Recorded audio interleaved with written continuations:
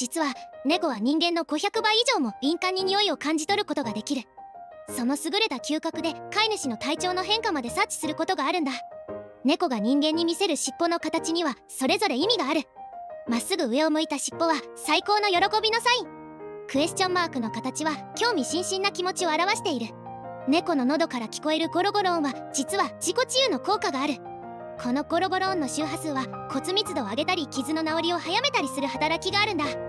猫の鼻の模様は人間の指紋のように一匹一匹違う。